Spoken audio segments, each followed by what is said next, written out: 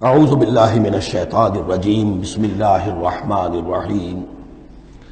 یہ آیت جب آ رہی ہے یہ بہت ہی مشہور آیت ہے، جمعے کے خطبے میں ہوتی ہے، بہت جامع آیت ہے۔ ان اللہ یامر بالعدل والاحسان وایتاء ذی القربى وینہی عن الفحشاء والمنکر والبغی یعظکم لعلکم تذکرون۔ یقیناً اللہ تمہیں حکم دیتا ہے لوگوں، سب سے پہلے عدل، انصاف۔ عدل سے اوپر کی ایک شے ہے احسان۔ عدل تو یہ ہے کہ جس کا جو اس کا حصہ تھا وہ آپ نے دے دیا، احسان یہ ہے کہ مزید اپنی طرف سے کچھ اور دے دیجیے، یہ احسان ہے۔ اللہ تعالیٰ محسنین کو پسند کرتا ہے۔ اور ذی القربیٰ، ایتاء ذی القربیٰ، اپنے قرابت داروں کا حق ادا کرنا، ان سے حسن سلوک، صلہ رحمی کرنا، یہ تین چیزیں ہیں کہ جس پر گویا کہ ایک اچھے معاشرے کی بنیاد ہے، یہ مثبت چیزیں ہیں۔ گویا کہ امر بالمعروف نہی عن المنکر جو ہے تو اللہ تعالیٰ تو ان تین چیزوں کا حکم دیتا ہے، اور وہ تین منکرات کیا ہے جسے روکتا ہے؟ وَيَنْهَى عَنِ الْفَحْشَاءِ وَالْمُنْكَرِ وَالْبَغْيِ، روکتا ہے ایک تو بے حیائی کے کاموں سے۔ یہ ایک پردہ ہے، حیا جو ہے انسان کے اندر ایک بڑی قیمتی شے ہے۔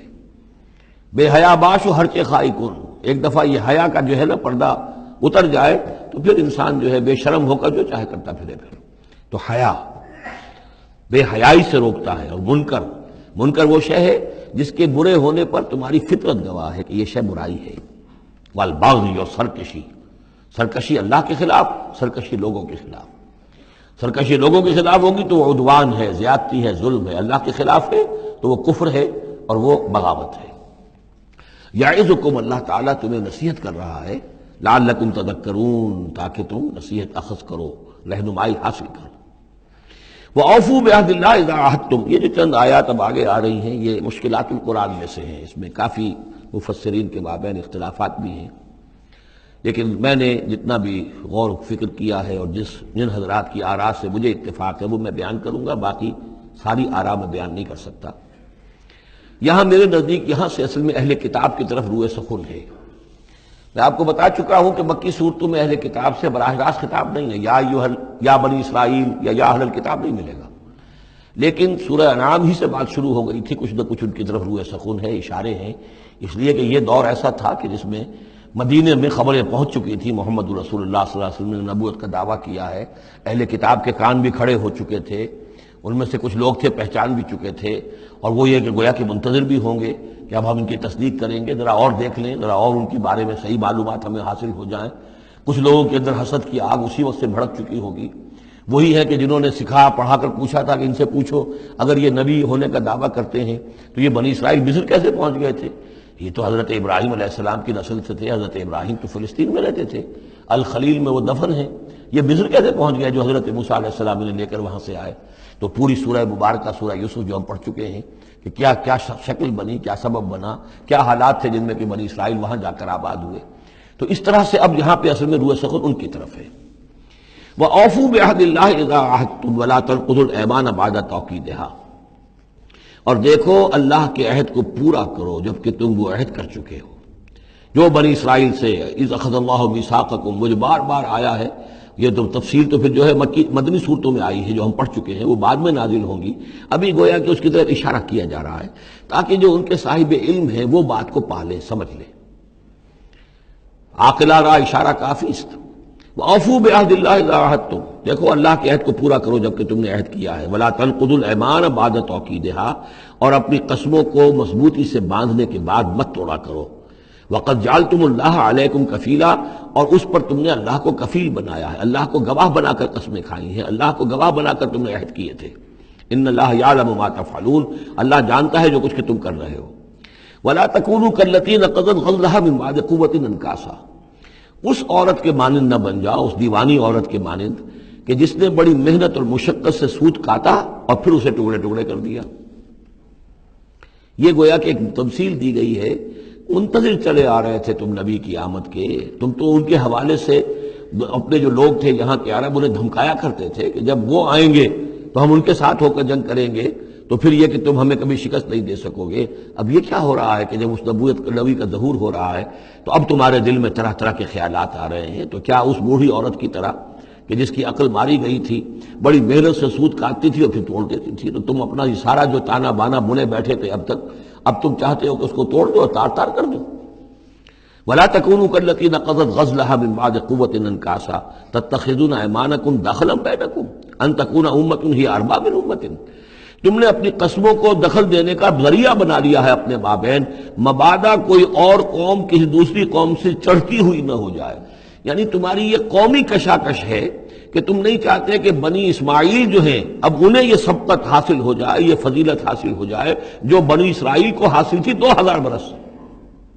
ان تکون امۃ ہی اربی من امۃ، مبادا ہو جائے ایک قوم دوسری قوم سے بڑھی ہوئی، دوسری قوم سے افضل. اب یہاں نام نہیں ابھی لیے جا رہے ہیں، جیسا کہ میں نے عرض کیا اشاروں کنایوں میں باتیں ہو رہی ہیں تاکہ اہل کتاب کے جو اہل علم تھے ان تک یہ بات پہنچ جائے، ان کے دلوں کے اندر اتر جائے. اب قسمیں کھا رہے ہیں کہ ہم تو نہیں مانیں گے، اگر واقعی یہ وہی نبی ہے لیکن ہے یہ بنی اسماعیل میں سے، یہ امیین میں سے، تو نہیں مانیں گے. قسمیں کھا کھا کر ایک دوسرے کے ساتھ جو ہے وہ عہد کر رہے ہیں. تو یہ کیا کر رہے ہو؟ ولا تكونوا كالتي نقضت غزلها من بعد قوة انكاسا تتخذون ايمانكم دخلا بينكم ان تكون امة هي اربى من امة انما يبلوكم الله به. یہ تو اللہ تعالیٰ تمہیں آزما رہا اس کے ذریعے سے. دیکھنا یہ ہے کہ تم حق پرست ہو یا نسل پرست ہو. اگر تو نسل پرست ہو تو پھر اللہ سے تمہارا کوئی تعلق نہیں. اگر حق پرست ہے تو اللہ تعالیٰ نے اگر تمہاری نسل کے اندر رکھا ہوا تھا اب کسی اور نسل میں رکھ دیا ہے. اور پھر یہ کہ وہ اتنی دور کی نسل بھی نہیں، ابراہیم ہی کی نسل سے ہے. تمہارے جد امجد جو ابراہیم ہے انہی کی ایک شاخ تم ہو، تو انہی کی ایک شاخ جو ہے وہ محمد رسول اللہ کی قوم ہے. تو ان کو ہم نے چن لیا ہے. ان تکون امۃ ہی اربی من امۃ، اسی میں تم اسی جو ہے بغیم بینہم کے حوالے سے اب تم جو ہے اس آزمائش میں ناکام ہو رہے ہو. انما یبلوکم اللہ بہ، یہ تو اللہ تمہاری آزمائش کر رہا ہے. وَلَيُبَيِّنَنَّ لَكُمْ يَوْمَ الْقِيَامَةِ مَا كُنتُمْ فِيهِ تَخْتَلِفُونَ، اور پھر اللہ تعالیٰ لازماً ظاہر کر دے گا تمہارے لیے قیامت کے دن جو کچھ کہ تم جس میں اختلاف تم نے کیا تھا. وَلَوْ شَاءَ اللَّهُ لَجَعَلَكُمْ أُمَّةً وَاحِدَةً، اللہ چاہتا تمہیں ایک ہی امت بنا دیتا. یہ تفریقی نہ ہوتی کہ ایک امت کو ہٹا کر دوسری امت کو ہم لے آئے، ایک امت کو ہم معزول کر رہے ہیں دوسری امت کو لا رہے ہیں. ہم چاہتے یہ بھی کر سکتے تھے. تمہارے ہی اندر جو ہے ایک اور نشت ثانیہ ہو جاتی، نشت ثالثہ ہو جاتی. ایک نشت ثانیہ تو ہو چکی تھی. ایک مرتبہ نیبوکدنضر کے ہاتھوں برباد ہوئے ہیکل سلیمانی تباہ ہو گیا تھا. پھر حضرت عزیر علیہ السلام کی دعوت توبہ اور اصلاح کے ذریعے سے تمہارے اندر دوبارہ ایک زندگی پیدا ہو گئی. تمہیں پھر ایک اور عروج ہوا. اب کر سکتے تھے یہ.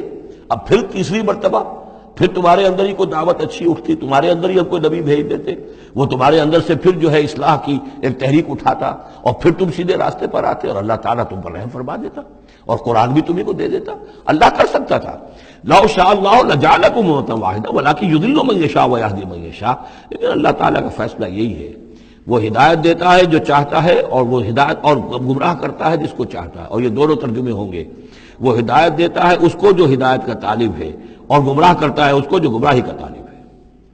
وَلَتُسْأَلُنَّ عَمَّا كُنتُمْ تَعْمَلُونَ، اور تم سے پوچھا جائے گا، باز پرس ہوگی اب جو کچھ تم کر رہے ہو. تم ایک بہت بڑے امتحان سے اب دو چار ہو رہے ہو. تمہارے پاس علم ہے، تمہارے پاس کتاب ہے. اب وہ انداز یاد کیجئے کہ جو سورہ بقرہ کے 5ویں رکوع میں یا بنی اسرائیل اذکروا نعمتی التی انعمت علیکم واوفوا بعہدی اوف بعہدکم وایای فارہبون وآمنوا بما انزلت مصدقا لما معكم ولا تكونوا اول كافر به ولا تشتروا بآياتي ثمنا قليلا وإياي فاتقون ولا تلبسوا الحق بالباطل وتكتموا الحق وانتم تعلمون. وہی تو بات شروع ہوئی کہ اوفوا بعہد اللہ اذا عاہدتم یا بنی اسرائیل اذکروا نعمتی التی انعمت علیکم واوفوا بعہدی اوف بعہدکم وإیاي فارہبون. یہ در حقیقت یہ آیات جو ہیں یہ تمہید ہیں گویا کہ سورہ بقرہ کے 5ویں رکوع میں جو آیات آئی ہیں ان کی. وَلَا تَتَّخِذُوا أَيْمَانَكُمْ دَخَلًا بَيْنَكُمْ فَتَزِلَّ قَدَمٌ بَعْدَ ثُبُوتِهَا. اب دیکھو اپنی قسمیں جو کھا کھا کے اب تم ایک دوسرے کے ساتھ معاہدے کر رہے ہو کہ ہم نہیں مانیں گے، نہیں مان لائیں گے. نہ ان قسموں کو تم اپنے درمیان دھوکے کا ذریعہ بناؤ کہ ایک قدم جمنے کے بعد اور پھسل جائے. تمہارے دل میں بات آ چکی ہے، تم پہچان چکے ہو. یعرفونہ کما یعرفون ابناہم. اب تم پھسلو گے تو ظاہر بات ہے کہ فنہارا بہی فی نار جہنم، تو پھر تو یہ کہ سیدھے سیدھے جہنم کی آگ میں گرو گے.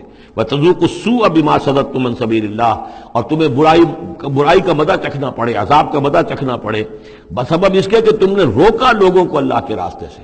تمہیں تو چاہیے تھا کہ سب سے پہلے کھڑے ہو کر گواہی دیتے. وَمَنْ أَظْلَمُ مِمَّنْ كَتَبَ شَهَادَةً عِندَهُ مِنَ اللَّهِ.